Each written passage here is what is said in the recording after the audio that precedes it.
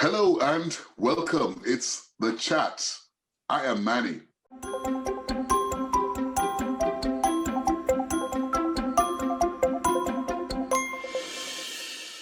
Well, just on the 3rd of March 2021, as the sun was setting in Nigeria, news came out that one of Nigeria's foremost actor and broadcaster, Sadiq Daba, has passed on.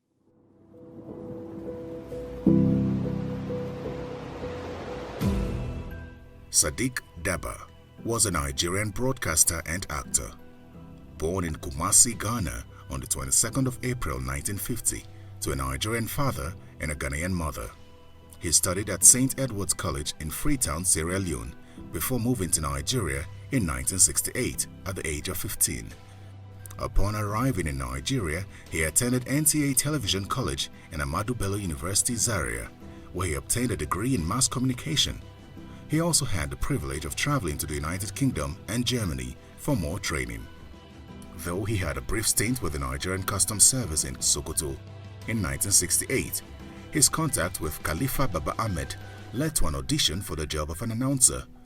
He became a reporter and editor at Radio Television Kaduna, RKTV.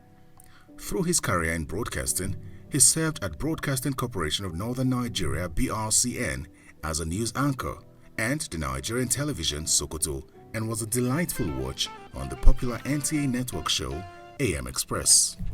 Having conquered broadcasting, Sadiq took up acting, making his debut in Cockcrow at Dawn, where he played the role of Beatrice.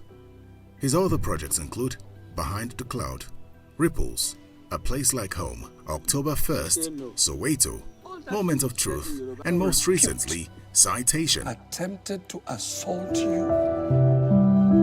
The winner is Sadiq Daba for October 1. In 2015, he won the African Movie Academy Award for Best Actor for his role as Inspector Waziri, a police detective charged with apprehending a serial rapist and feminist murderer in pre-colonial Nigeria in the movie October 1st, shot in 2014.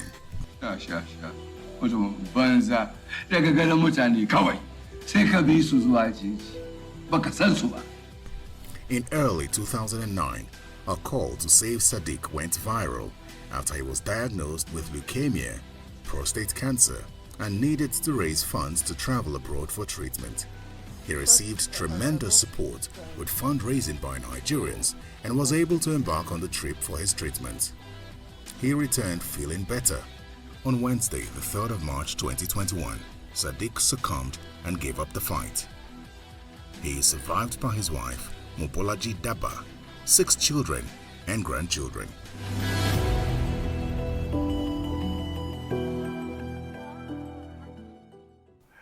Welcome to the program, man. Thank you, Manny. Good to Thank see you so again. much. And looking a lot better than you were the last time. Oh, yes. Oh, yes. Oh, yes. The word is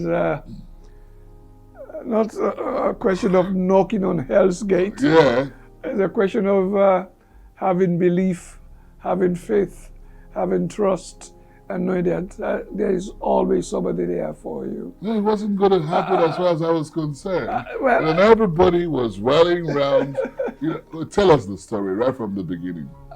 Manny, I never realized that I have so much love, Goodwill, you name it, until I got sick.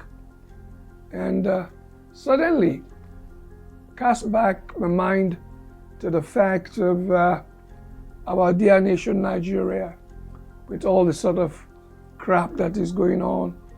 You are from here, you are from there, you are this, you are that. When push comes to shove, the Nigerian is absolute a Nigerian. He's his brother's keeper. What happened? I was in Abuja, one of Johnny Man's work. Then I fell sick. I thought initially it was every Nigerian, once you have a little fever, a little heat somewhere, you say it's malaria. Yeah, and they think it's going to be the end. Yes. So I went to the doctors. Funny enough, this is a very good friend of mine right from Jos. Zackley Hospital, they call it in Jos. Yeah. And the man, funny enough, asked me, Sadiq, how did you get here? Did you walk? Or were you brought? I said, no, I took a taxi. He said, no, you're not supposed to be walking. I got scared. I said, no, give it to me straight. What is it? Do I have AIDS? Am I dying? Because then that was the most prevalent thing around. I said, no, you don't. But I advise you seek for a second opinion from a tertiary institution. I've never had the word leukemia or CML as it is known. I came to Lagos State University Hospital, and I was diagnosed with leukemia. Can you believe we tried our best to keep him here with us for a while, and he slipped out of our hands? And not just our hands, millions of people. And you are just a few amongst the millions. Let me just talk to, first of all, Peter Eagle, who knew Sadiq Daba right from the word go. Peter, what have you got to say when you heard the news? I was completely in shock.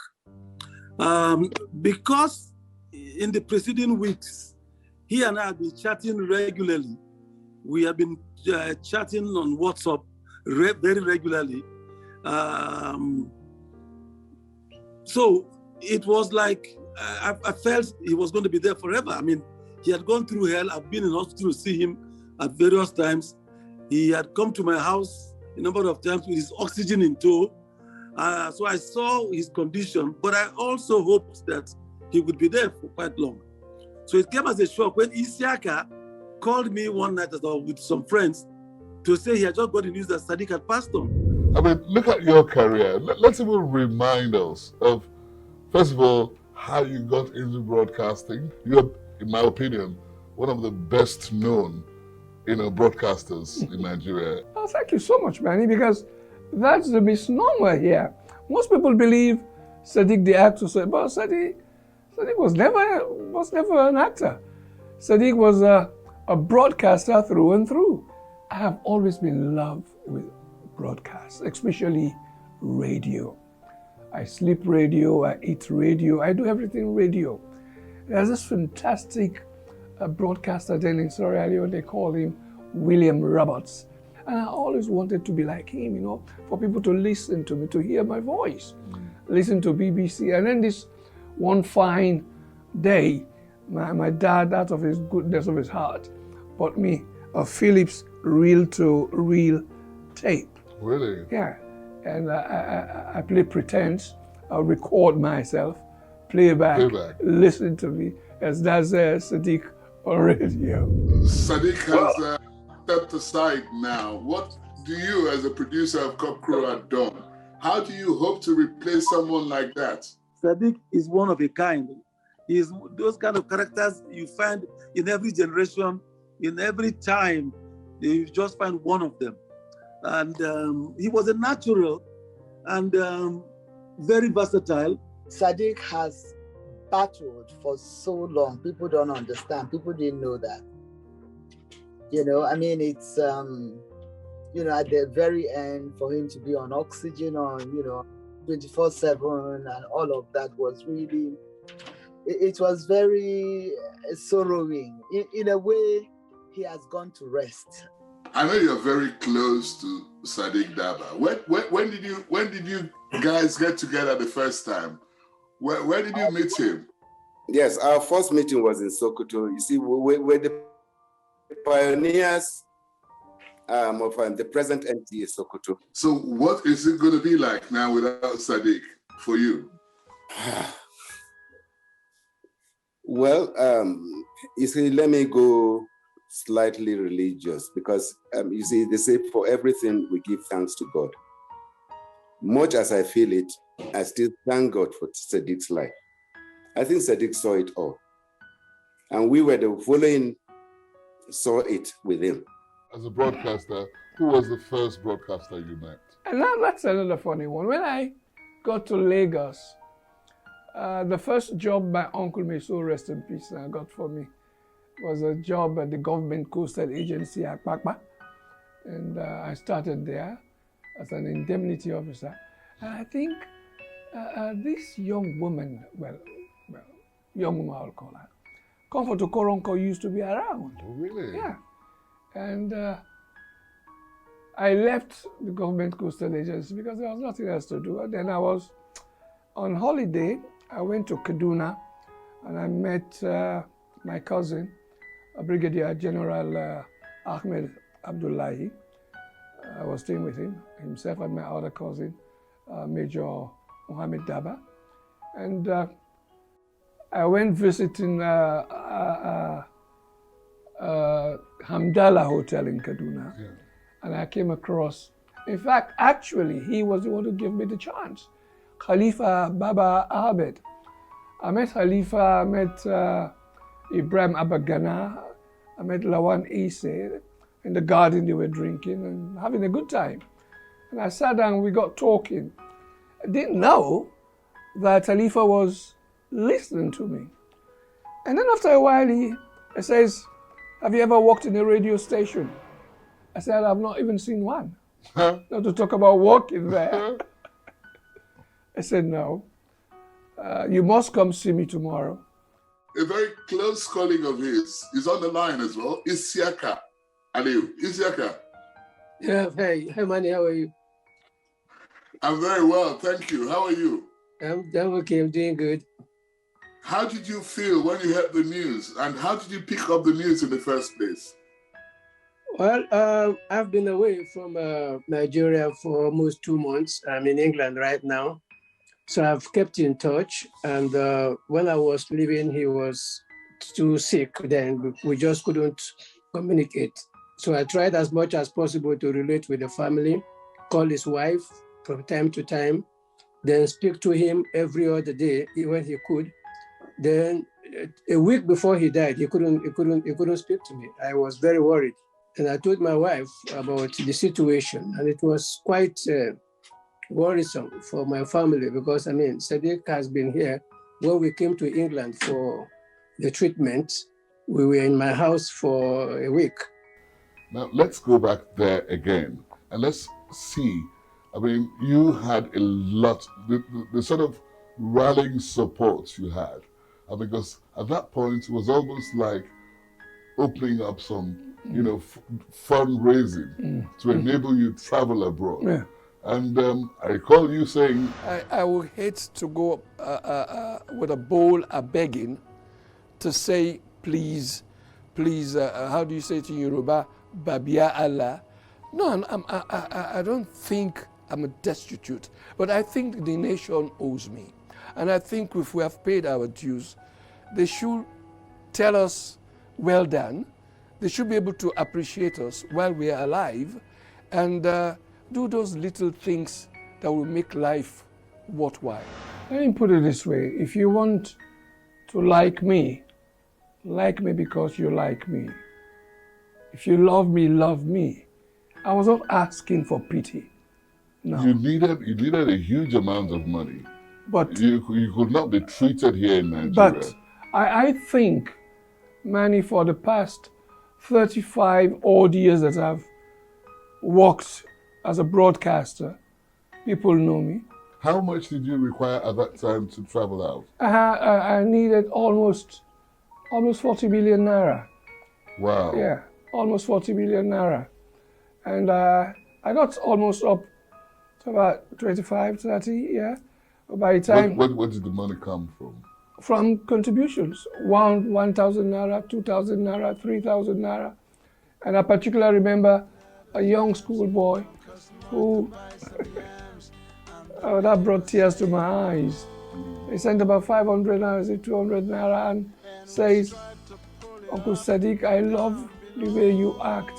Please don't go. This is my own. And I cried here in front of my wife. To be that was the most, in your opinion, the most important, response. It touched me. It really, really touched me. With the love and show of appreciation that I saw when the death of the was announced, I'm happy that he will live with us for a long, long time. In our memories, And he's not somebody we're going to forget easily. His cock will continue to grow at dawn.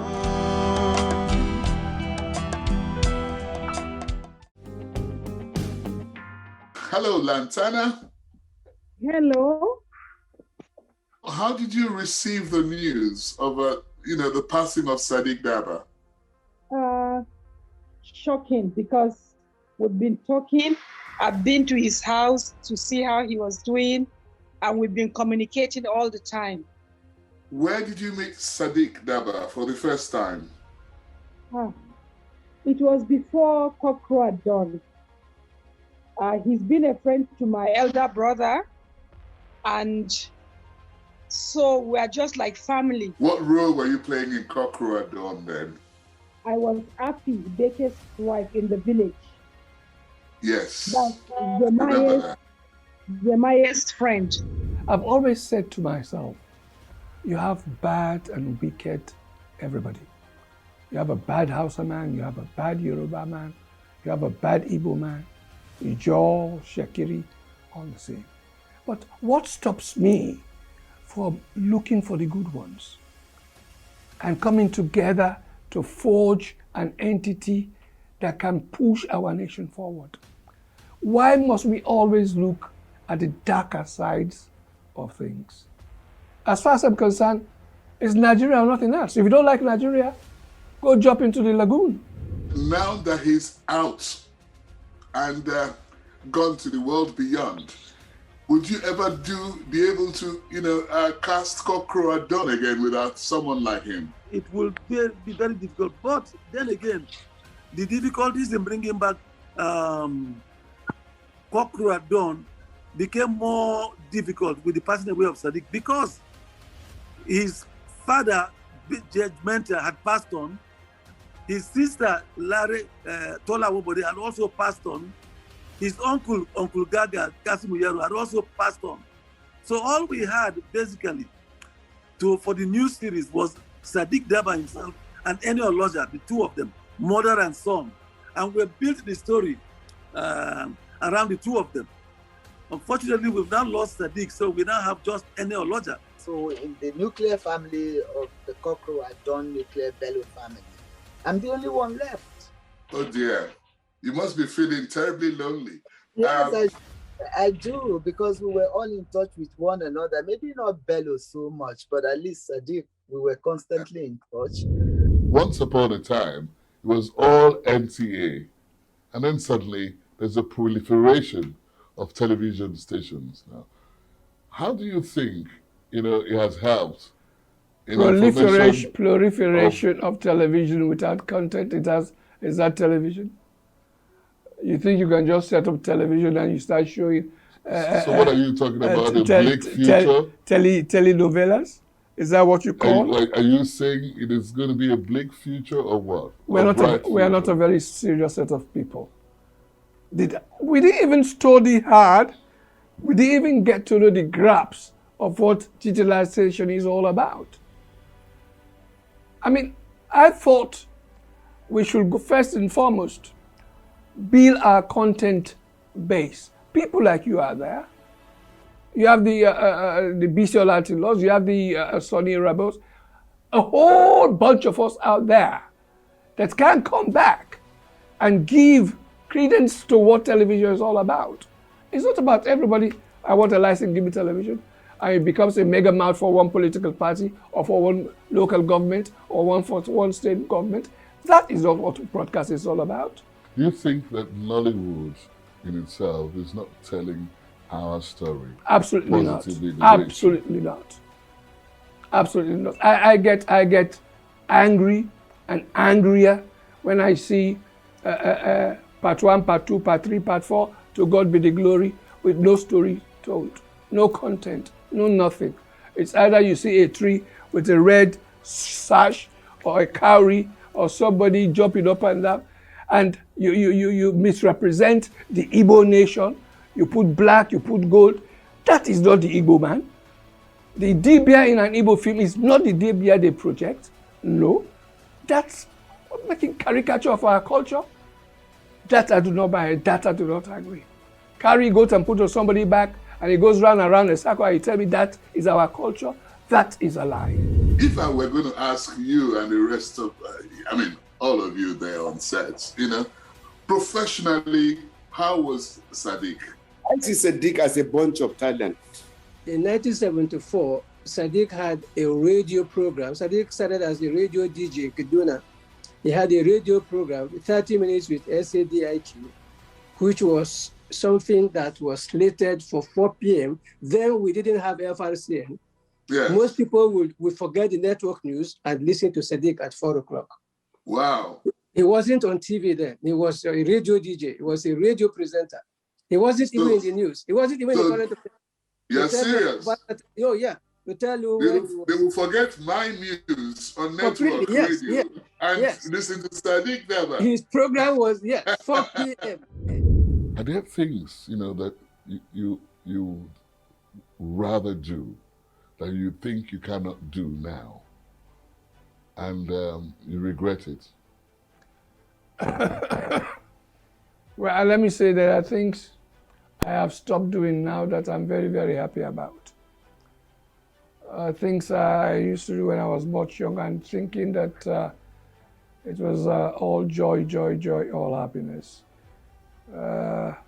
Excessive alcohol, excessive cigarette. If you had told me by then that it will have a repercussion, I would say it's a damn lie. But I guess this gives me the opportunity to tell. Be careful, you're saying this in public, and somebody might see you smoking or drinking. People, no, on a serious note, but so it's gone forever now. Can't do it. I told you I had two choices. It's either death or life. My present situation has to be with respiratory condition, and my lungs. The thorax is getting tighter. It needs to open up, and a whole lot of cigarette smoking contributed to that. And when I used to drink, I drink quite a lot of spirit, especially brandy. And is that Holy Spirit or evil spirit? Evil spirit now. Now evil spirit. I recall an incident when he was playing Beatrice in Corporate. We were on set, outside, on location. When I said, okay, take a break, everybody. And of course, Sadiq smoked a lot at that point. Sadiq took out his cigarette to smoke. And a young boy went up to him and hit him on the back. Said, Sadiq, Beatrice, the fear. Small people like you, they smoke cigar. He had become for them their mates. They didn't saw him as their mates. They didn't see him as a grown-up. He was just one of them. It was like that. Isiaka, you were going to say something. Yeah, well, I recall some years ago when he went to Mr. Ego to tell him that he had stopped drinking and smoking, and that Mr. Ego said, "Just sit here, give me a minute. I will confirm from someone." He called me to ask me if Sadiq has stopped drinking and smoking. I said, "No, he still drinks and smokes." He still came back from Mr. Ego and said, okay, fine. Mr. Ego gave me some money. You are not getting a cover from it. You showed him that was the hilarious. Then we went out and he bought the drinks and we had some time with the money he got from Mr. Ego. That is the kind of person we're talking about. Sadiq was very generous. He will give you the last penny in his pockets. I'll not forget that about him. I'll not forget that he's a fun person. He was always a fun person to be around. It's hard to believe that he's no longer with us, but we wish him the best, and he have a resting place in the bosom of the Lord. Sadiq is late, but Sadiq lives on. Sadiq will continue to be around with us in spirit. Because yesterday someone sent me clips of a drama Mr. Ego produced from Sokoto days. Very young Sadiq Daba acting, one of his roles there. I just know that he will always be with us. The only thing you can take when we go, because all of us are on the same road to go, is the love we share. Sadiq has been a wonderful person who has spread so much love. So I know that he's in a better place. And he needed to really rest from what he went through for the past 4 years. Sadiq has touched millions of hearts and minds, obviously, and he will never be forgotten for only that reason alone. I want to thank you lots, the Sokoto Mafia, for contributing to this conversation on Sadiq Daba. The Chat is produced by Channels Television. You can watch it again online. Just visit our social media platforms: Twitter, YouTube, Facebook.